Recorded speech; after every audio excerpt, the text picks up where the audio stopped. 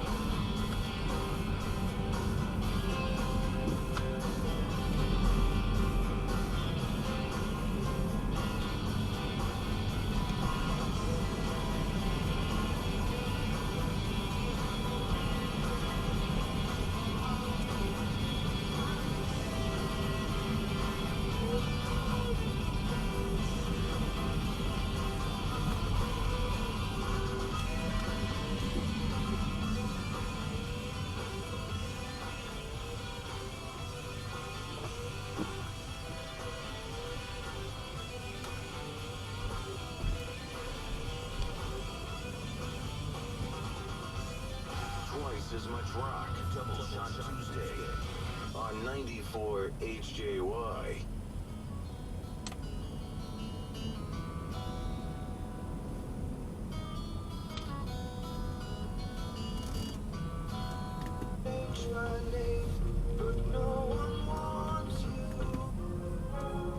A casino and fun. Beverly around London. The French government has said it may use its mandatory powers to reopen oil refineries and depots which are being blockaded by striking workers. Shortages are now affecting around a third of French petrol stations, leading to long queues and angry scenes at pumps. The unions at Total Energies want a 10% pay rise to match inflation, but also to take account of the huge profits being made by the company. One of the world's most seasoned politicians, Mahathir Mohamad, is to run for parliament in Malaysia's upcoming general election, even though he's 97. Michael Bristow reports. There's often talk about the age and health of the US President Joe Biden. At 79, he's nearly 2 decades younger than Mr. Mahathir. The Malaysian politician has been Prime Minister of his country twice, the first time for 22 years. He was appointed again in 2018 when he was 92. Earlier this year, he was in hospital with a serious heart condition. He said recently that he felt well enough to be active. He needs to have another shot at being an MP. That's the latest. BBC News. Hello, I'm Razia Iqbal. Welcome to News Hour from the BBC World Service. It comes to you live from our studios in central London.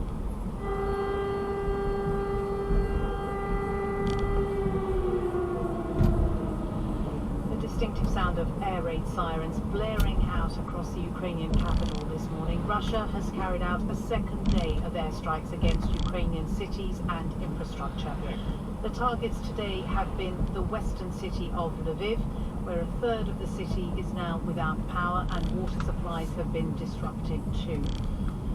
Andriy Sadovy is the mayor of Lviv. Today, our missiles attack. Yesterday, after attack, we had tough problem. Lviv city without electricity, Lviv city without water. But until morning, we renew situation. And one hour before, next Russian attack destroy 4 electrical stations with Lviv and Lviv region. And we have problem today in this moment in water, in electricity, and our service rebuild situation. There have also been further strikes on Zaporizhia in the southeast. Away from the centre of the war, the West is figuring out how to respond. G7 leaders are holding a virtual meeting today. The UN Human Rights Office says Russia's latest attacks on Ukraine could amount to war crimes. A spokeswoman for the office in Geneva, Ravina Shamdasani, condemned Monday's attacks, in particular their timing and location. The fact that it seems that energy facilities were targeted as well, and some of these facilities may be indispensable to the survival of the civilian population just ahead of the winter months as the weather is getting colder, as we've seen stories of elderly people trapped in their homes, people with disabilities who are also unable to flee. I mean, this is unconscionable. We have to stress that intentionally directing attacks against civilians and civilian objects, that is, objects which are not military objectives, amount to a war crime.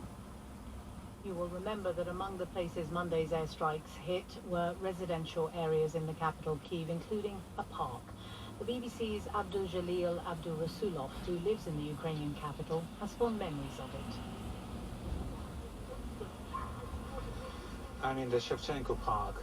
It's one of the most popular places in Kiev, and one of the missiles hit a playground here. There's a giant crater and a lot of people have gathered around it. The thing is, I used to come to this playground with my children. They loved this place, and my daughter's favorite was monkey bars. She would just hang on it for hours, and I would take pictures of her, and we had a great time. And now it's really scary just to watch this giant pit left by a missile after it hit the ground. Every man or woman, never mind in Kyiv today, get more worried. It's terrible, really, especially in this place. Alright, it's city center.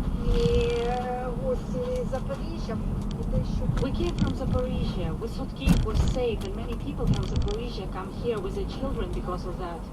And it is really scary to realize what happened here. There could have been children here at that moment. It's really painful to see this.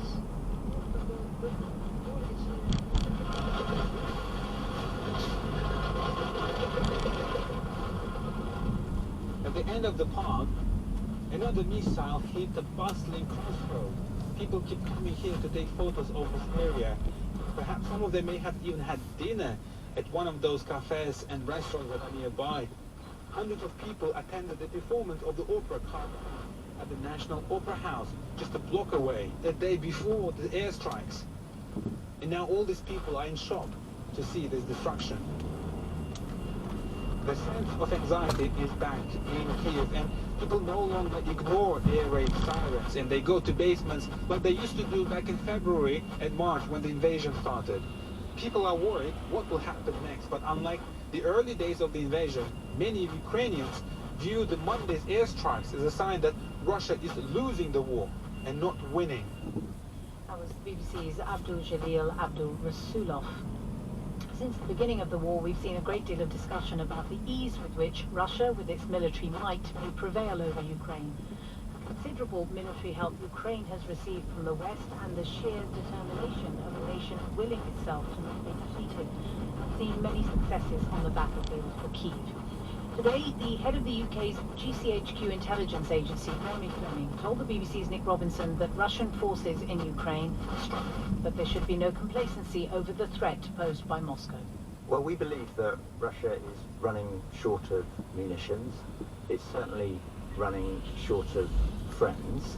And we've seen, because of the declaration of the mobilization, that it's running short of troops. Russia